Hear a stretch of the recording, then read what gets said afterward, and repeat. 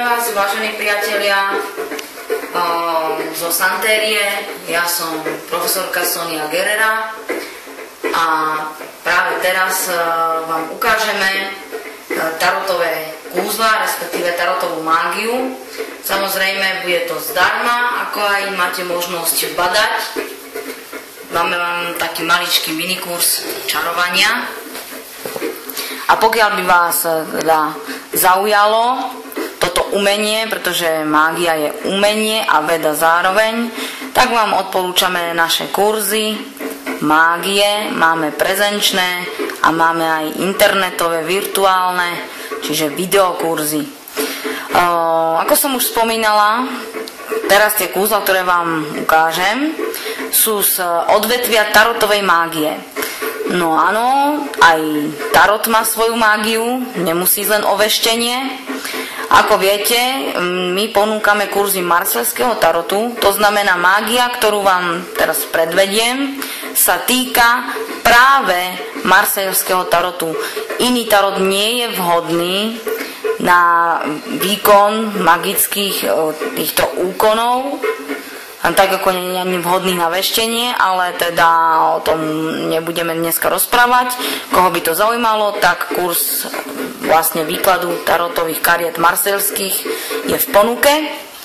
Takže marselský tarot je orakulum a je naviazaný vlastne na mystické obrazy a symboly, ktoré sú v podstate súčasťou kolektívneho vedomia. Hej? Čiže na rozdiel od moderných všelijakých tarotov, ktoré si hocikto nakreslí podľa toho, aký má zrovna nejakú mystickú inšpiráciu, tak teda niečo nakreslí, tak to ale nemá vplyv na toto vedomie kolektívne, ale len na jeho samotného a prípadne na ľudí, ktorí sa mu trošku podobajú. Hej? A my teraz ale vravíme o kolektívnom vedomí ako takom, takže používame k mágii tarotový vlastne obrazec marselského typu, čiže marselský tarot. Ja budem teraz vlastne ukazovať kúzla lásky, pretože to je v podstate odvetvie, ktoré zaujíma väčšinu žien, ale aj veľkú väčšinu mužov, nakoľko teda väčšina objednávok, ktoré my dostávame do Santérií ako žiadosti o pomoc, sa týkajú práve lásky. Ukážem vám tu niekoľko vlastne typov rituálov a jeden celý vykonáme spoločne, aby ste vlastne mali takú šablónu, z ktorej sa odrazíte, pokiaľ by ste chceli vykonať tento rituál sami doma. Tarotová magia je našťastie veľmi jednoduchá, nie je treba žiadne zložité invokácie ani evokácie, ale jej výsledok závisí od sily toho, kto vykonáva. Čiže keď vám vykoná čarodej nejaké kúzlo, má to väčšiu silu, ako keď si ho vykonáte sami. Samozrejme hovorím o čarodejovi, ktorý je vyškolený, čiže má dostatočne silné vedomie a silnú vôľu magickú. Ak ale máte vy sami nejaké pnutie silné, emocionálne aj mentálne, to znamená, že sa nachádzate vo fáze, kedy máte dostatok sily na to, aby ste to kúzlo vykonali. No a teraz vám ho dám vlastne k dispozícii. Tarotová magia, magia lásky, tak sa týka takýchto kariet, ktoré vám tu teraz rozložím. Čiže toto sú karty, ktoré sa týkajú mágie lásky v rámci odvetvia tarotovej mágie. Každá z týchto kariet reprezentuje určitý archetyp, určitý typ, ktorý pôsobí v rámci kolektívneho vedomia. Máme kartu zamilovaný, ktorá pomáha páru, čiže partneri, ktorí potrebujú svoj vzťah posilniť, alebo respektíve snažíte sa prinavrátiť partnera, ktorý vás opustil, tak tomu slúži táto karta. Samozrejme, budete potrebovať takisto fotografie. Ale pri tarotovom rituáli vy potrebujete kartu zamilovaný a fotografiu vás oboch spoločnú. Čiže tak sa vlastne zložia tie dve tváre vlastne obrazu k sebe. Ano, ja tu mám akože fotografiu, lebo nebudem používať nikoho konkrétneho samozrejme na verejné ukážky, takže predstavte si, že toto je fotografia nejakej dámy. Hej? A táto dáma hľadá priateľa alebo partnera. táto karta by v rámci jej petície nefungovala, pretože na fotografii máme len ju samotnú. Takže pokiaľ chcete prinavrátiť pár, potrebujete fotografiu páru, kde sú spolu, a kartu zamilovaní. A to sa zloží dokopy. Keď budeme hľadať partnera pre dámu, tak rozhoduje následovné. Buď chce partnera, ktorým chce ustanoviť nejaký trvalý vzťah, eventuálne založiť rodinu, alebo teda žiť s ním, dokým nezomrieme, jak sa rozprávkovo hovorí. Tak vtedy je vhodná karta cisára. Čiže to je človek, ktorý sa o tú ženu dokáže postarať a dokáže sa starať o vzťah a má už nejaké tie životné skúsenosti. Tie dve fotografie by išli dokopy, čiže fotografia a cisár, karta dokopy. Ak by toto bola nejaká mladá dáma, ktorá sa ešte nechystá vydávať, ani zakladať rodinu, ale jednoducho hľadá partnera a uvidí, že čo ďalej teda ten vzťah prinesie, tak sa dáva karta mága. Čiže mág plus fotografia tej dámy alebo tej slečny. Pokiaľ sa jedná o nejakú staršiu dámu, povedzme v zrelom veku, okolo 50, 60 viacej a hľadá teda partnera z rovnakého veku a mám takú podmienku, že aby ten už mal takisto odžité, prípadne aby bol vdovec, že teda už len spolu ako dokončia tú poslednú etapu života, tak sa dáva pustovník a fotografia tej dámy. Pokiaľ sa bude jednať o pána, ktorý hľadá vzťah, tak na taký trvalý, na založenie rodiny dávame cisárovnu. Pokiaľ teda ešte je to mladík, ktorý chce vzťah, ale ešte neplánuje hneď automaticky rodinu, tak sa dáva karta sily. Ak je to teda starší pán, ktorý hľadá dámu k poslednej etape svojho života, tak sa dáva jeho fotografia a kňažná. Mágia lásky funguje takisto na harmonizovanie väčších skupín, čiže už rodiny, ktorá existuje a je tam teraz nejaký nešvár, nejaká hádka, alebo tá rodina má pocit takého rozpoltenia, rozpadania sa, tak sa používa fotografia komplet rodiny, čiže všetci tí členovia musia na tej fotografii byť a karta slnka a spája sa dokopy. Takže toto je tak na úvod. Ja vám ešte len tak rýchlo poviem, že tento rituál vyžaduje patričné sviečky, čiže patričné sviece.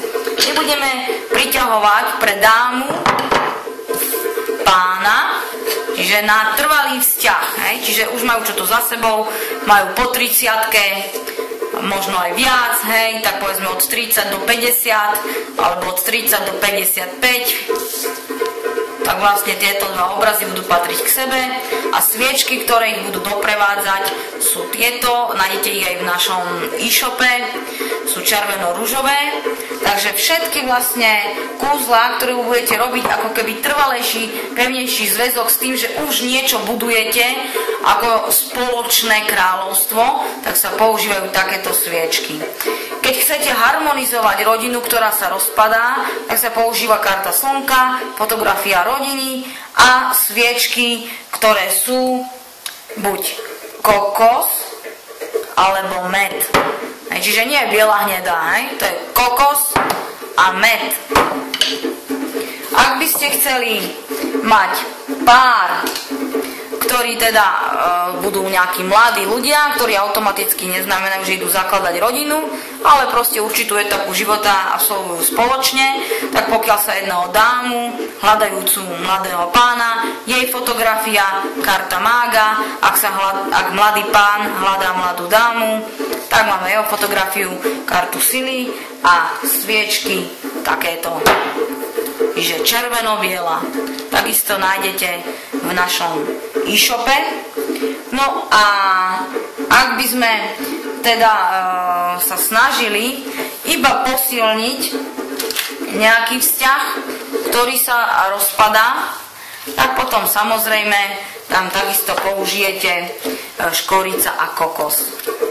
Alebo jedno, alebo druhé. My ideme priamo teraz na rituál, ktorý vám poslúži ako šablóna. všetkým tým ostatným, ktoré som vymenovala. Čiže v rámci tejto jednej šablóny môžete robiť všetky tie ostatné rituály, ktoré som vám popísala. Vidíte, že mne tu horia vonné tyčinky. Tie vonné tyčinky budú sprevádzať všetky tarotové rituály. Hej? Tieto reprezentujú element vzduchu, čiže tadiaľ sa bude niesť tá energia.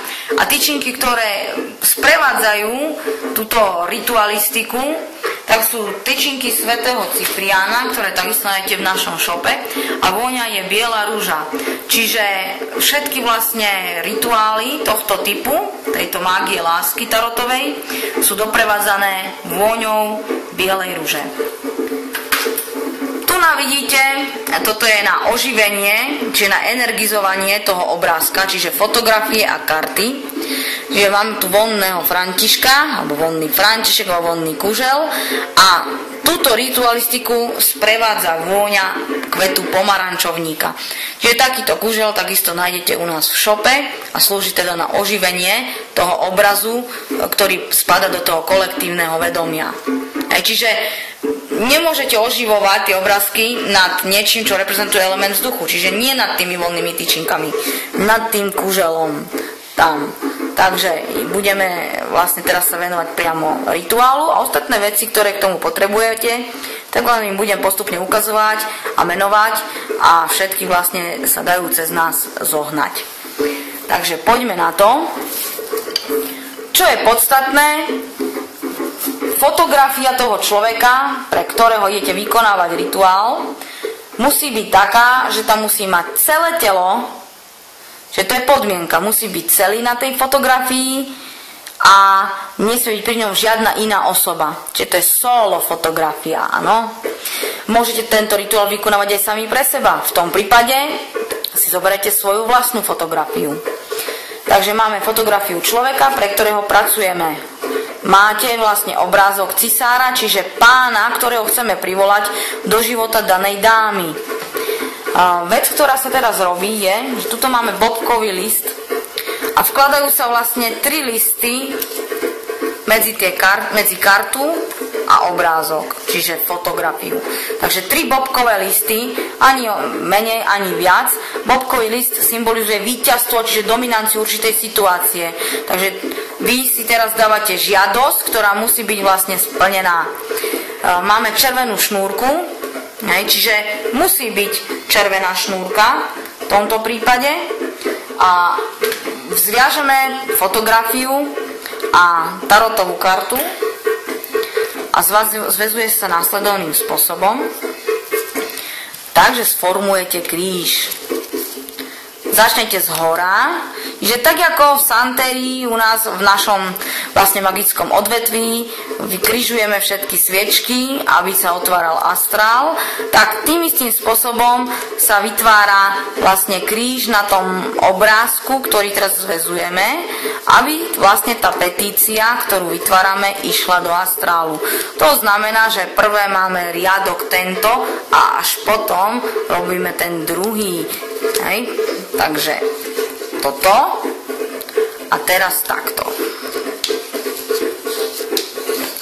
Namotáte tú šnúrku do konca. A to je koniec. Hej? Čiže toto je podstatné, aby týmto spôsobom bolo vlastne zviazané to, čo pýtate. Tuto máme ten začiatok, ktorý sme si dávali a tuto vykonáme teda taký malý úzol na to, aby to držalo. To je raz. Prekríženie. A toto je úzol. Čiže prekríženie sa nepočíta ako úzol. Úzol je až toto.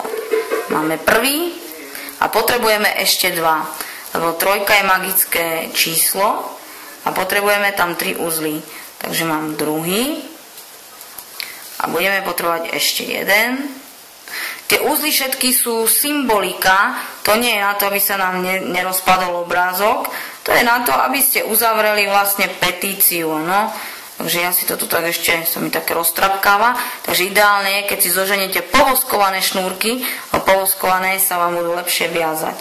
Nemôžete mať to tak, že si to tu na kilometr namotáte tú šnúrku a potom zviažete a odstrihnete, pretože vlastne ste odstrihli z tej vôle, z tej petície, ktorú ste si tam dali, takže sa to snažte vymerať presne. Tak máme tretí uzol, zostane nám to takto. Čiže podstatný je ten krížik, ktorý sme tam vytvorili. Teraz budeme opracovávať sviece, takže k tomu budeme potrebovať takisto niekoľko pomôcok. Ja tu mám kvetovú vodu, čiže kvetová voda je dôležitá na to, aby sme tie sviece vlastne stiahli z tej pôvodnej energie, ktorú do nej vložil výrobca.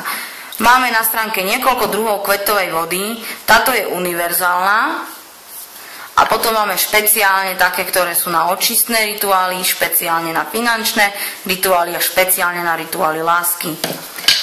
Takže toto je prvý krok. Takže máme sviece očistené, čiže de facto niečo ako požehnané a budeme ich nabíjať. Ako sa nabíjajú? Nabíjajú sa tak, že sa natiahnú energiou vlastne tej žiadosti a energia žiadosti sa naťahuje cez olej, ktorý je teda niečo ako transportér energie. Ten olej, ktorý teraz vidíte, že ja tu používam, je klinčekový, čiže takisto ho nájdete na našej stránke. Dobre, musíte potiahnuť energiu od knotu smerom k pete sviečky. Čiže týmto spôsobom bude prichádzať kúzlo. Nesmiete to spraviť opačne. Čiže stále týmto jedným smerom. Zoberete druhú a týmto jedným smerom. Vidíte, že teda minimálne 3-krát sa musí pomazať svieca. Samozrejme nie knot. Hej, tam by ste vlastne zabránili horeniu. No, ideme na otváranie vlastne ritualistiky, to znamená, že ideme oživiť ten obrázok a sviece. Takže zapalíte vlastne tento vonný kužel.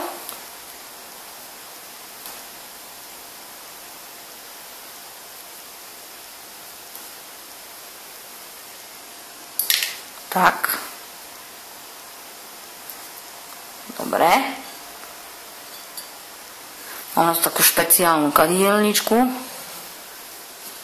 a nad týmto kuželom ten obrázok, čiže fotografiu aj s kartou vydymíte. Keď dymíte, tak si vlastne predstavujete, ako sa tie dve osoby stretnú, nejakého ideálneho pána pre dámu, ktorá to žiada, alebo pre vás. Čiže toto je základná časť rituálu, je tá najdôležitejšia. Čiže pri tomto, koľko vydržíte, toľko pracujete. Ak vydržíte 3 kužely, tak budete dymiť 3 kužely. Ak vydržíte 1, tak vydymíte 1. Ide o to, aby ste čo najdlhšie ten obraz mali v mysli. Potom zoberete sviecu a sviecu potiahnete nad dymom 3-krát. Druhá svieca 3-krát nad dymom. Tretia 3-krát nad dymom. A znova. Toto opakujete 3-krát po sebe. 3-krát po sebe vizualizácia, oživovanie toho obrazu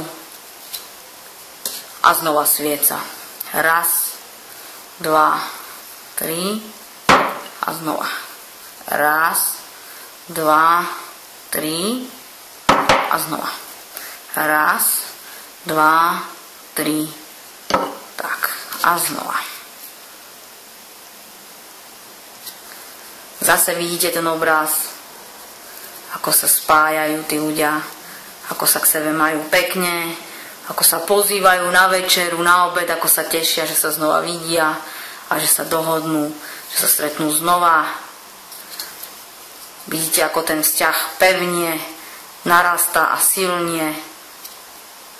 Predstavíte si, ako bývajú spolu v spoločnom dome, varia spolu v spoločnej kuchyni a znova natiahneme.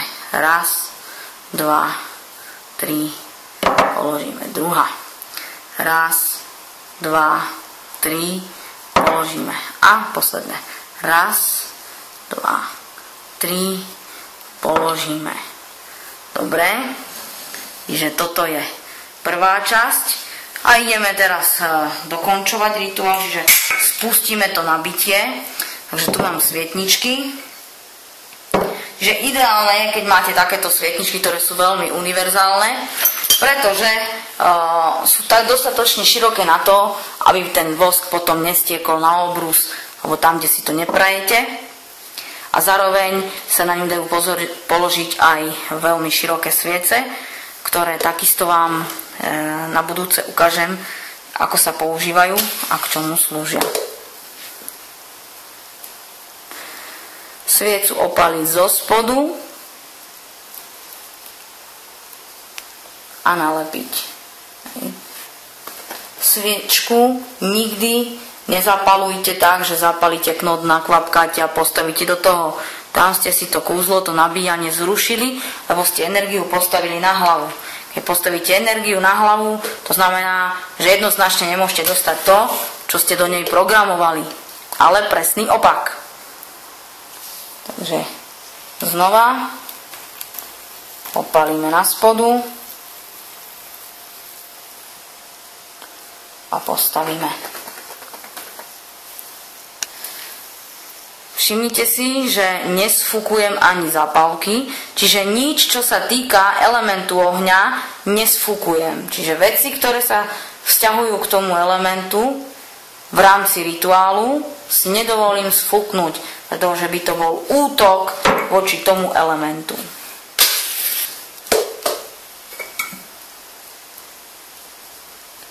A posledná svieca.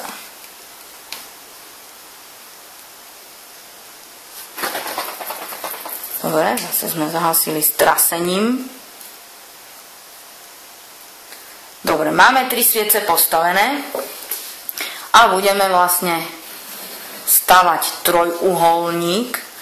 Trojuholník je veľmi dôležitý, znova reprezentuje element ohňa, čiže trojuholník, ktorý projektuje energiu, je znova element ohňa.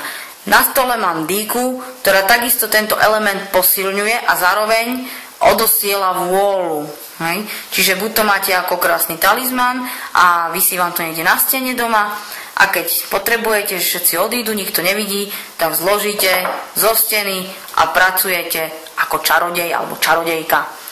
Takže toto máme postavené tak, ako to budeme zapalovať.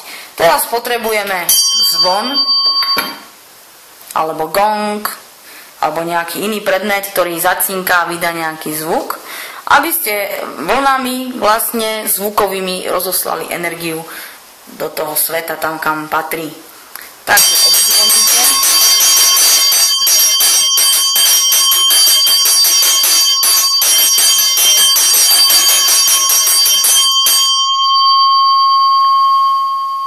Keď máte svojho patróna, žiadate ho o vyplnenie tohto kúzla. Ak svojho patróna nemáte, použijete bytosť, ktorá pracuje práve v kúzlach lásky. A ak neviete, ktorá to je, tak môžete univerzálne použiť našu patrónku a požiadať svätú Barboru, aby vám priviedla toho správneho partnera. Takže po zazvonení je čas práve na to, aby ste vyriekli svoju petíciu. Takže poviete: Svätá Barbora, žiadam ťa, aby sa do života dámy XY, vyrieknete meno, dostavil pán, ktorý ju bude milovať, ctiť a bude s ňou chcieť žiť. Tak sa staň. Máme vyrieknuté zaklinadlo, začneme zapalovať.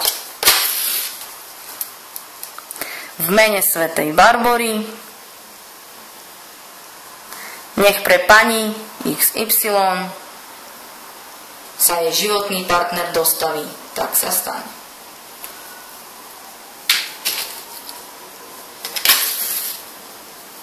V mene svätej Barbory nech pre pani, jej meno, sa jej životný partner dostaví.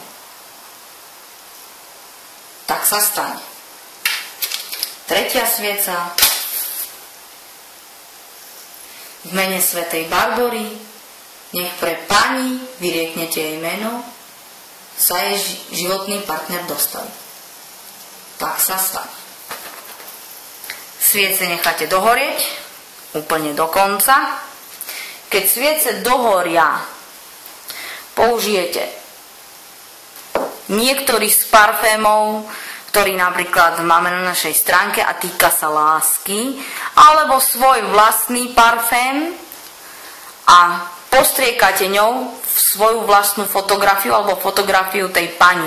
Pokiaľ robíte toto kúzlo pre niekoho iného a nemáte žiadne magické parfémy po ruke, tak samozrejme vypýtate si parfém od tej pani. Hej? Nie, že postriekate jej fotografiu svojim parfémom. Takže buď magický parfém, ktorý použijete na kúzlo lásky, alebo vlastný parfém, ak je to pre vás, alebo parfém danej dámy alebo daného pána, ak robíte kúzlo pre neho. Čiže keď toto všetko dohorí, nastrojujete tú fotografiu, ktorá je tuto na spodu, alebo teda pokvapkáte nejakým parfémom magickým. Pokiaľ je to pre vás, vložíte si ju pod vankúš a tam bude 7 nocí. Pokiaľ je to pre niekoho iného, zoberete takúto drevenú magickú krabičku, na ktorej je teda pentagram, a na spodok, celý spodok pokryjete klinčekmi, čiže normálne tým sušeným korením sa vysypú klinčeky, tu sa vloží tá fotografia s tou kartou a zasype sa rúžou, čiže lupeňmi rúže. Sa zasype, navrch sa znova nakvapka ten parfém, buď tento magický, alebo teda ten, ktorým ste pokvapkali fotografiu, zavrie sa a nechá sa vnútri 7 až 21 dní. Potom sa to kúzlo môže celé rozobrať. Čiže kartu si vrátite naspäť do svojich kariet, fotografiu spálite, vyfúknete z okna a rúže vyhodíte medzi kvety alebo zakopať tam, kde rastie veľa zeleného. Takže toto je kúzlo lásky, tarotová mágia. Pokiaľ vás to oslovilo, alebo vás respektíve oslovil samotný tarot marseľský, odporúčam vám náš virtuálny kurz. Tam bude bonusová lekcia, 7. lekcia, kde bude vlastne ukázané, ako sa s tarotom čaruje. Takže to je také pre info pre našich študentov tarotu. A pokiaľ vás zaujala mágia ako taká, odporúčam vám virtuálny kurz sviečkovej mágie a prípadne si počkajte na zápis do našej prezenčnej školy. To je odo mňa všetko, dúfam, že sa vám páčilo a stretneme sa s inými kúzlami na budúce.